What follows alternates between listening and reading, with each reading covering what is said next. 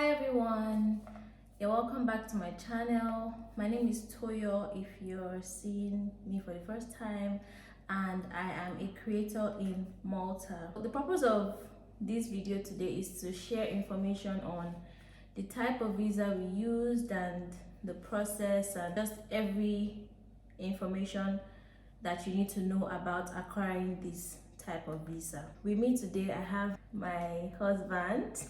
Hi. Hi. Yes, I have my husband here with me because he is actually the one that did the application and just everything about the process that we had to do to come here. So that's why I'm bringing him here to give us the details. To begin, I'll just say that the type of visa that we got was a digital nomad visa. So babe, can you explain what the digital nomad visa is? Okay, sure thing. Hi, good day everyone. My name is Edgar. Welcome back to our channel. We used a digital nomad visa, which is simply a visa that a couple of countries have put together that lets you work legally in the country for a certain amount of time for a company that most of the time is outside the country. Okay, so who is eligible for this type of visa? So who are the kind of people that can apply for this visa? All right, thank you. That's a great question. And I want to take permission. I'm going to be looking down a couple of times because there's tons of information about this. So the first thing you need to be eligible is, surprise, you need to be 18 and older because they're only taking adults. And you need to be able to work remotely, like we previously mentioned, for a company that's outside the country. And you need to fit into one of these categories. So you either need to be employed, self-employed, or be in a freelance consulting capacity with one or more companies that are outside of Malta. And you need to have a minimum gross before tax annual income of 32,400 euros, which comes to 2,700 a month. And you need to be what they call a third country national. Now, don't take any offense in what the name is. It's nothing harmful. It just means that you're not an EU citizen. You aren't from a country that's outside the EU, but in the European Economic Area or Switzerland. And yeah, a valid travel document is also needed. That is your passport? Yes, your passport. Those are the main requirements if you're traveling alone. Okay, one thing that I didn't mention was if you're traveling with a dependent or more than one, you're just going to need to add 300 euros per month per dependent to the previous number that was mentioned. So 2,700 if you're one individual. If you're going with a dependent one, it's going to be 2,000.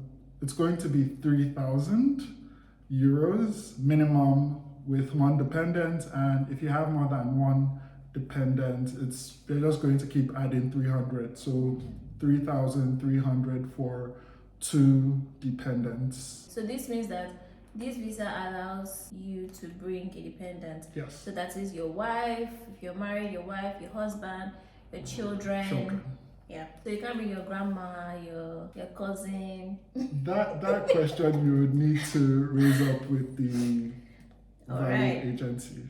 The links to apply, I'll mention it. I'll link it below on the video, and yeah, you'll see it in the description. Yeah. Okay, so what are the things that you submitted to apply for this visa? That was a whole journey. If you are traveling, whether you're traveling alone or with a dependent, you're going to need to submit what is called a form N1A, and that just takes general information about you, your life, who you are. If you're traveling with a dependent, they're going to need to fill what is called a form N2, which is just information about There are like less questions, but still quite a number of questions. Then the main applicant is also going to need to fill another form, which is about finances. So it's going to ask you questions like, which of the three categories do you fall in, like we mentioned before? So employed, self-employed, freelance, consulting, for example. And then everybody is going to, you and every single dependent is going to need to fill a form saying you give consent for them to keep your data for, I believe it's 5 years, and then another 5 at a different capacity. So you also need to submit your CV. I think this just needs to be the main applicant. There is a Euro standard CV. It's important to get it in that format, just so you avoid any back and forth. You're going to need to scan every single page of your passport. Don't try to leave anyone out. They actually check. You're going to need to fill all that out. You're also going to need to submit a 3-month bank statement. And quick tip, from your form N1B that we spoke about not too long ago, anywhere you have money entering a bank account from what you stated that number is, just submit it to the agency. And if you need to fill out any explainer saying this is why money is split across different accounts, or this is why payments are received on different days and separately, just in case you're in a freelance capacity, it would make sense to share that information. Overshare information, share all the information you have.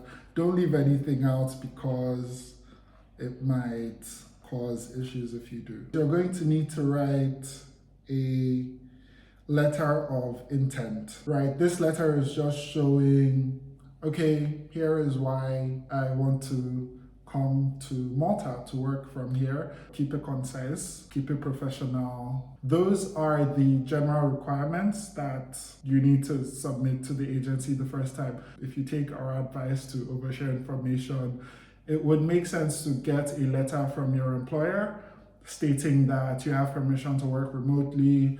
If you're a contractor, for example, you could also get a letter. I'm sure whoever you're working with is going to be happy to send that letter across on your behalf. If you're married, you would need to also submit your marriage certificate. If you have children, you would need to submit their birth certificates. If you're in a complicated situation where one person has custody of the child, you just need to submit the supporting documents to show that. So can you just give us a brief overview of the process? So from the first thing you did, first thing you submitted, and thereafter. Okay.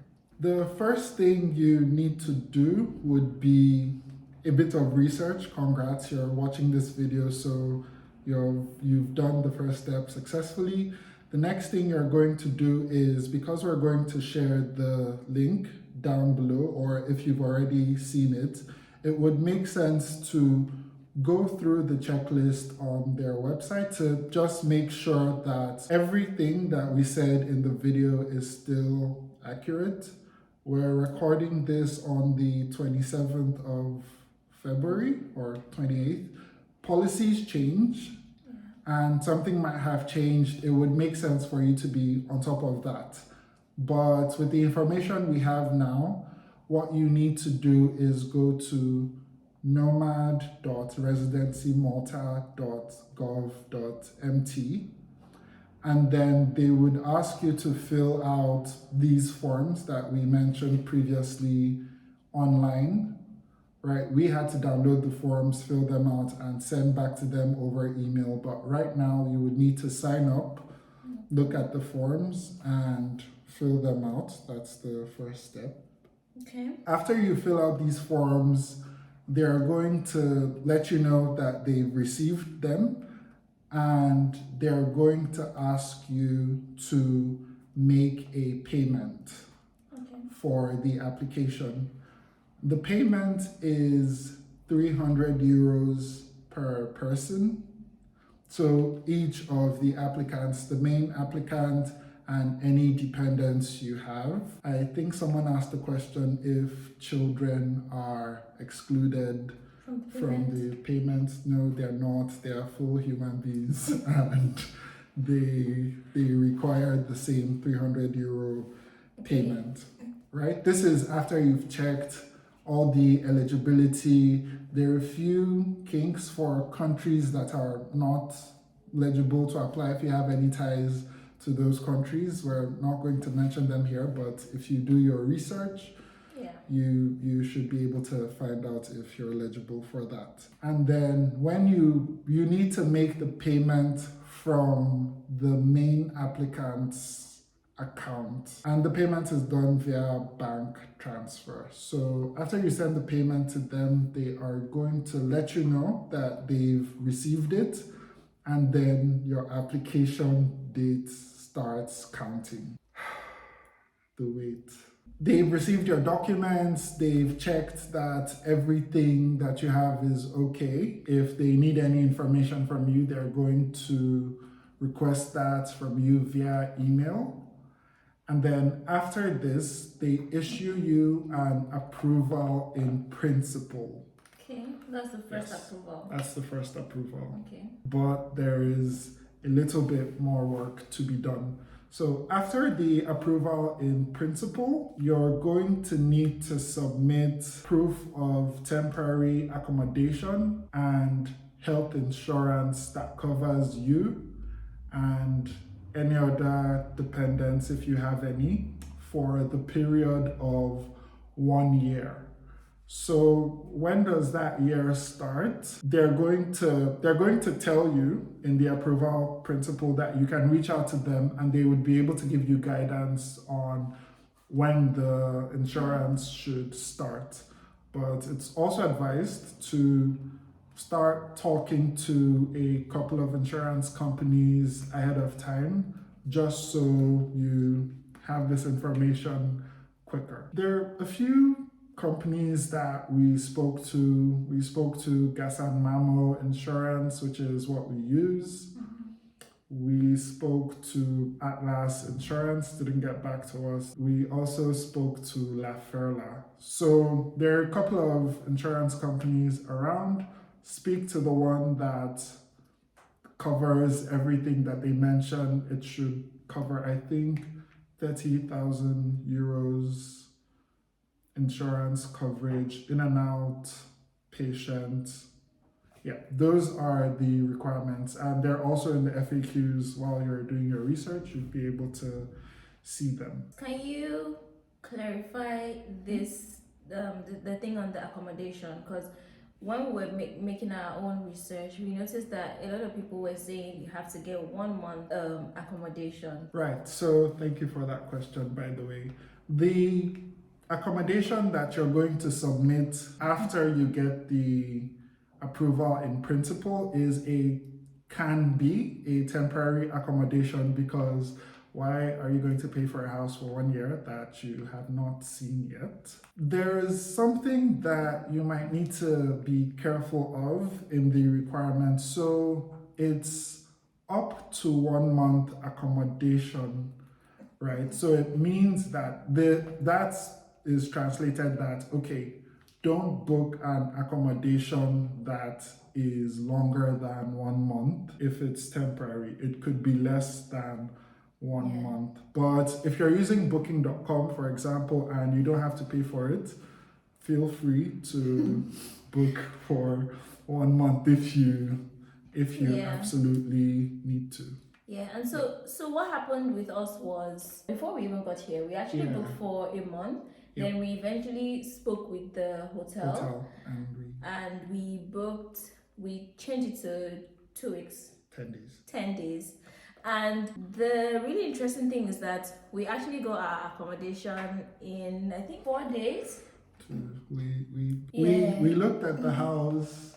We arrived on Monday. We looked at the house on Wednesday. Yeah. We signed the We signed contract on Friday. Friday. Yeah. Yeah, so we actually got our accommodation Very quickly. in a very short time. So eventually, we didn't even need to stay in the hotel for even up to 10 days. You know, we could have just stayed for 5 days and then moved into our apartment. You can always, as long as it's a good hotel, you can talk to them, Yeah. book 4 or 5 days, see if you need a longer time, and then just let them know early so they don't book your room out to somebody else and be wondering why you're. There was one why you're hotel not that checking cancelled out. on us during our application, but we're not going to mention their name. Yes. But speaking of a good hotel, 115 The Strand was a good one for us. It was a good one. So now you've sent in your health insurance and your temporary accommodation. They're going to send you a final approval. This is going to be very wonderful. And if you're on top of things and you're putting things together ahead of time, ahead of when they send you the approval in principle, you're going to get the final approval very quickly. I think we got ours the day after. Yes, the day after. Because we are very calculated. Thank you. Everything was ready, so yeah, we just sent it to them and they sent us the final approval the next day. Okay. Now what happens after that? Right. So the final approval, it means, okay, we're ready for you to come if you can. If you have a valid visa to enter the Schengen area, you could hop on a flight the next day and head to Malta. But if you need a visa, then, well, because you filled out everything about your life in the forms, they know if you're going to need a visa to enter Malta or not. Yeah. So if you do, they're going to let you know, okay, head to the embassy in the country where you are, or we are going to be eligible for the premium visa service. So which is what we used? Yes. If there is a visa office in your country, you just book an appointment with the office. I believe it's called a VFS office in Nigeria, in Lagos. You just book an appointment with them. You head there. They're going to give you the details of when the visa is going to come back, and then you go and pick up your passport. But for us, so you're leaving your passport with them. Yes. But that wasn't the case for us because we didn't have the VFS office in North Cyprus where we lived in, unfortunately. So we had to use the premium visa. Yeah. Okay. So when they reached out to us, they mentioned, okay, we're a Nigerian and there's a VFS office in Nigeria. She was heartbroken because she thought we were going to need to go to Nigeria. Yes. But we didn't. So we messaged them and let them know, oh, okay, we read about the premium visa service that you offer because we don't have an embassy here. And they said, okay, it's okay for you to use that service. So the first step of that service is they're going to reach out to a different agency. It's called Identita. It's domiciled in Malta, and it's the agency in charge of everything immigration. So they are going to send you a mail, let you know the requirements from you. Yes, more requirements.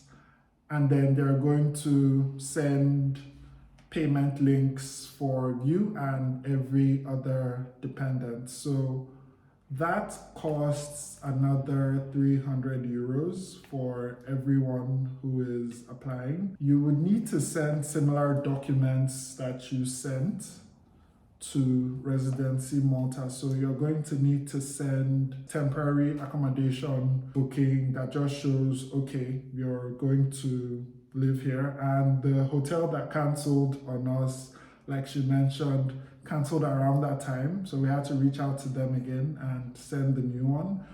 You're also going to need to send them a flight ticket. So we booked on a temporary flight website. We're also going to leave the link in the description. and then we made payments. So this payment is made by card. It's different from the other payment that was made initially. With the temporary ticket, they actually mentioned with the tickets that, okay, it doesn't need to be a full ticket, but if you can book for a full ticket, you should. It's also recommended that you book a refundable ticket, so if you change your mind, you can cancel and get your money back. After you send this information to them and make the payments, they are going to let you know that they have received the payments, and then they are going to process your visa. Okay, so the premium visa application just means that after you send them the payments and the things that they ask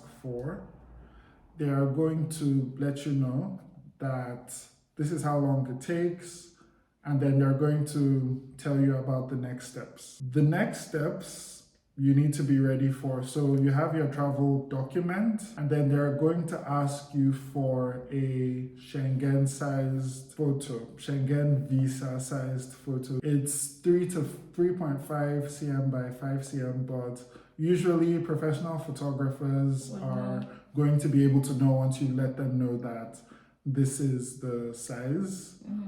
And they're going to ask you to fill one more form. So you're going to package the form, the travel document, and the pictures in one envelope. And if there's more than one person that's applying for this service, it's going to be in a different envelope. They're going to book for UPS to come and pick up these parcels from you and ship them to Malta. So after they arrive in Malta, they are going to start the process. When they finish with the process, they are going to take the parcels and then they'll ship them back to you with your visa inside. Congrats. Okay, so can you tell us how long this whole process took for us? Because I know that the people, by the way, shout out to all the people that made videos Thank you. on YouTube that really helped us. For example, Promise, there was also Iffy, and then that interviewed some nomads, and then there was also Ruth Coco. We got information from these people about the nomad visa. And shout out Cynthia for writing 3 Medium posts or more about this process. They were really helpful. So can you just tell us how long it took, how long our process was? So I was about to mention that some people did say, oh yeah, they got their approval and everything in a month. They got theirs in 2 months. That wasn't the case for us, right? Yeah.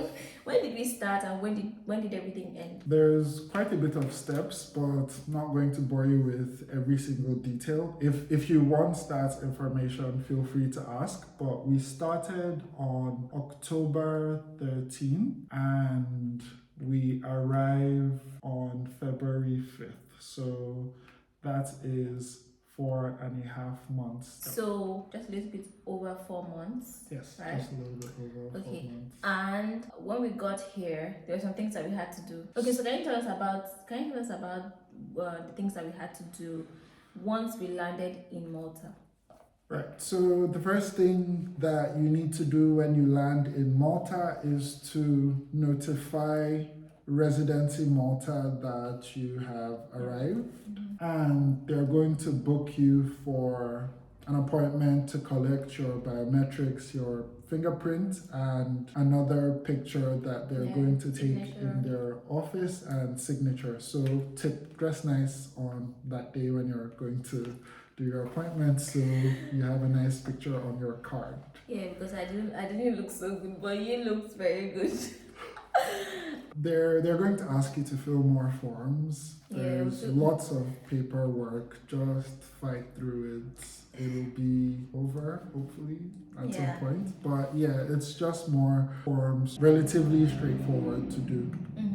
After you arrive in your temporary accommodation, obviously days are ticking. You're not going to be able to live there the whole time. So you're going to need to get an accommodation. And after you get this accommodation, in one of the forms, they're going to ask you to have your landlord sign, or if you bought a home because you're rich, you're probably going to need to fill another form. But after your landlord signs, you're going to send that to them. And then there's one thing that you have to do in Malta that protects you and the landlord.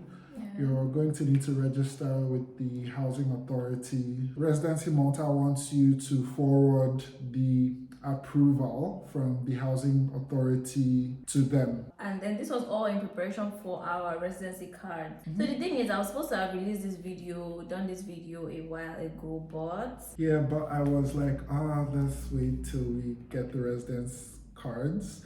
They were supposed to come in 2 weeks from today, but they arrived early, which arrived yesterday, 2 days ago.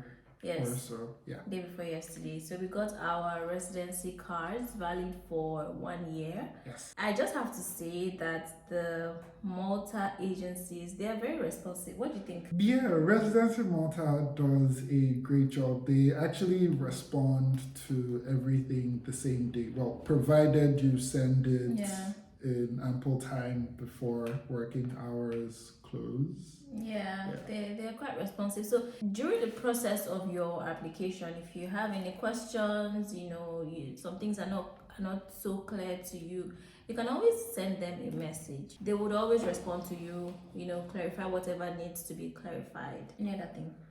Yes, something comes to mind. Okay. At the beginning of the application, the first approval, the approval in principle, like we mentioned, took 30 working days, which came to about 42 or 45 regular days for us. Now, that process now takes 60 working days. 60 working days. Yeah, that's about 3 months for the first approval, but don't let that discourage you. Comes by really quickly. I don't know if I mentioned, but the bank statement and the requirement for 32,000 euros annually, you're going to need to show that, okay, this income has been coming in for 5 months prior to the time that you are sending in the application.